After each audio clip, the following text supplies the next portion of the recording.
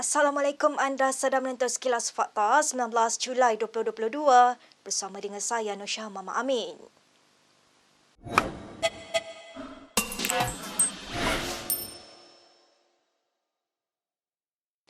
Najib Razak senada dengan Ahli Parlimen Pembangkang yang mahu Dewan Rakyat membahaskan isu tuntutan waris Kesultanan Sulu bernilai puluhan bilion ringgit.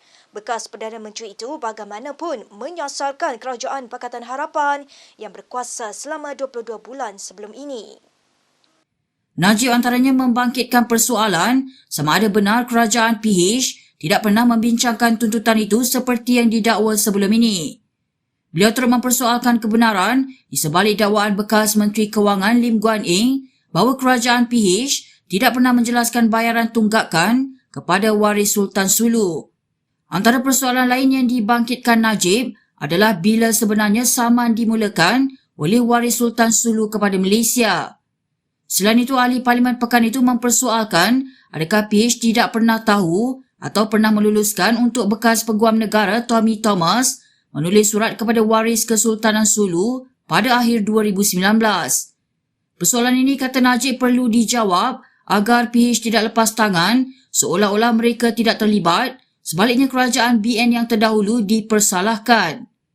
Speaker Dewan Rakyat Azhar Harun semalam menolak usul membincangkan isu rampasan aset Petronas di luar negara menyebabkan bantahan keras anggota Parlimen Pembangkang.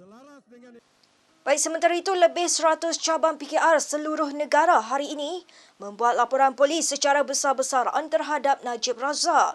Tindakan itu bagi menggesa pihak berkuasa menyiasat dakwaan kecuaian Najib semasa menghentikan pembayaran tahunan RM5,300 kepada waris Kesultanan Sulu.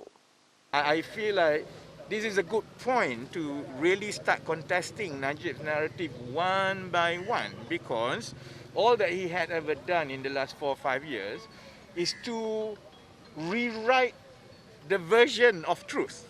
And that version of truth is usually manipulated and it eclipses everything else so that it's being presented in the way of the narrative that he wants. So I think enough is enough. This is a good point.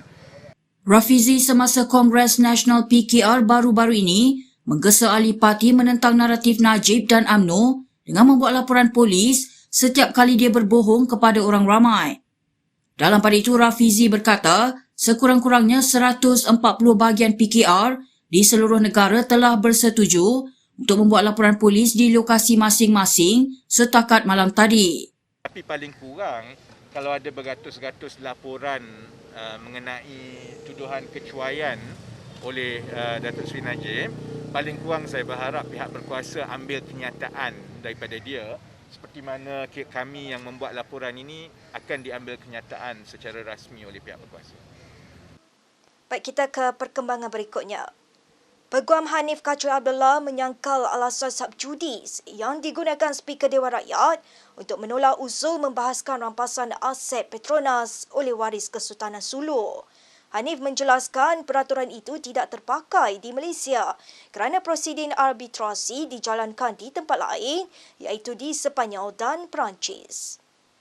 Pertikaian kerajaan Malaysia dengan Sulu adalah berhubung dengan kerajaan Malaysia yang mewakili hak 32.7 juta rakyat Malaysia. Makna kata, tuntutan dengan Sulu adalah melibatkan secara terus dengan hak kita, rakyat Malaysia. Maka rakyat Malaysia berhak untuk berbincang antara kita sama kita melalui wakil-wakil rakyat yang kita pilih. Tambahnya, usul Ahli Parlimen Kota Belud, Isna Raisa Munirah Majlis, hanya menuntut penjelasan daripada kerajaan dan bukannya mempersoalkan keputusan mahkamah.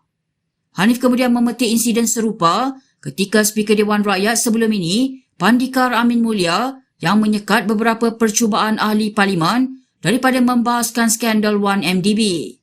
Saya khawatir perkembangan pada hari ini di Dewan Rakyat akan dilihat oleh satu dunia sebagai satu lagi lawak jenaka bersempadankan kepada national embarrassment number 2 pula. Kerana rakyat tidak berhak untuk bertanyakan perkara yang penting untuk ditanya demi kedaulatan negara. Terdahulu, Speaker Dewan Rakyat Azhar Harun menyelar ahli Parlimen Pembangkang dengan menuduh mereka tidak menghormati bentara Parlimen. Ini berikutan sekumpulan ahli Parlimen Pembangkang semalam menghalang bentara membawa ahli Parlimen Kota Belud, Isna Raisah Munira Majlis keluar Dewan. Saya amat sedih semalam. Saya tengok bentara 2 orang muda-mudi kita yang bekerja di Parlimen. Muda-mudi, bentara, berdiri dekat situ 40 minit. Tidak dihormati langsung. Muda-mudi kita yang bekerja di Parlimen. Tak hormat saya, tak apa. Saya speaker. I can take it. Itu hidup saya. Tugas saya. Tapi hormatlah muda-mudi kita yang bekerja sebagai bentara. Dewan Rakyat tegang semalam selepas usul tergempar untuk membahaskan rampasan aset Petronas oleh waris Kesultanan Sulu ditolak. Semasa kekecohan itu, Timbalan Speaker Rashid Hasnun menggantung Isna Raisah dan mengarahkan bentara mengiringinya keluar Dewan. Dalam pada itu, ahli Parlimen Kuala Selangor, Zulkifli Ahmad tidak bersetuju dengan tuduhan Speaker dan tampil membela tindakan pembangkang. Tidak sesaat pun tindakan kami itu adalah mengarah kepada bentara. Ia adalah segala-galanya memohon supaya Timbalan Speaker mengambil kira pertimbangan yang lebih wajar. Yang Muhammad, itu keputusan Timbalan Speaker. Keputusannya. Dan bentara yang hendak bekerja tu diminta membawa keluar.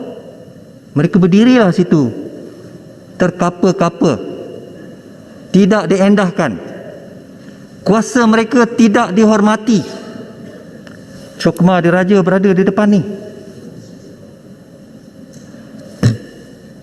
Cokma Diraja berada di depan ni. Kepada siapakah yang kita tidak hormati semalam? Saya nak tanya, apakah signifikasinya Cokma Diraja berada di depan ni? Selesai ya? Berita seterusnya. Wanita yang mencetuskan kontroversi bulan lalu dalam satu persembahan komedi Berdiri dibebaskan dengan ikat jamin RM20,000 pagi ini. Bagaimanapun, Pegawai Jabatan Agama Islam Wilayah Persekutuan Jawi menahan Siti Nur Amira Abdullah selepas menyelesaikan ikat jamin di Kompleks Mahkamah Kuala Lumpur. Sekurang-kurangnya 8 pegawai Jawi dilihat mengiringi wanita itu untuk melakukan penahanan ketika peguamnya Ramesh N.P. Chandran dan R. Sivaraj bercakap kepada pihak berkuasa agama. Ramesh memberitahu media bahawa pegawai agama menahan anak guamnya dan ingin mendakwanya di Mahkamah Syariah esok atau lusa. Semalam, Siti Nur Amira dilaporkan berjaya mengumpul dana yang mencukupi melalui pendanaan awam untuk membayar ikat jaminnya dalam kes di Mahkamah Session Kuala Lumpur. Wanita itu sebelum ini mengaku tidak bersalah dan memohon dibicarakan atas pertuduhan menimbulkan permusuhan dan kebencian atas alasan agama. Bagaimanapun, pada 15 Julai lalu, portal The Vibes melaporkan Siti Nur Amira akan didakwa secara berasingan mengikut Seksyen 7 Akta Kesalahan Jenayah Syariah Wilayah-Wilayah Persekutuan 1997 kerana didakwa menghina agama Islam. Perkara itu disahkan oleh Timbalan Menteri Hal Ehwal Agama Ahmad Marzuk Syari. Bekas pembaca berita TV3 Zalina Shahara Azman yang dilaporkan hilang sejak November tahun lalu masih belum dijumpai. Berita tersebut dikongsikan Ibu Pejabat Polis Daerah Shah Alam dalam satu kenyataan yang dikeluarkan Isnin lalu. Ketua Polis Daerah Shah Alam, Muhammad Iqbal Ibrahim berkata, pihaknya menerima laporan daripada anak lelakinya, Mikael Nurman, berkenaan kehilangan ibunya pada 29 November tahun lepas. Zalina, 58 tahun, dilaporkan hilang ketika Mikael cuba menghubunginya sejak 24 November 2021 bagi memaklumkan datuk pengadu telah dimasukkan ke hospital, namun wanita itu tidak dapat dihubungi. Katanya pemeriksaan di rumah Zalina yang dipercayai tinggal seorang diri mendapati keadaan berselerak, namun wanita itu tiada di rumah. Pihak polis turut membuat hebahan berkaitan kehilangan Zalina kepada umum bagi membantu siasatan kes terbabit. Bekas pembaca berita TV3 itu antara lain juga dikenali menerusi rancangan bual bicara kewangan Money Matters. Kehilangan Zalina turut menarik perhatian bekas rakan setugas dan selebriti seperti Aznil Nawawi dan Senator Ras Adi Barazi. Baik, berikut beberapa lagi ringkasan berita untuk hari ini.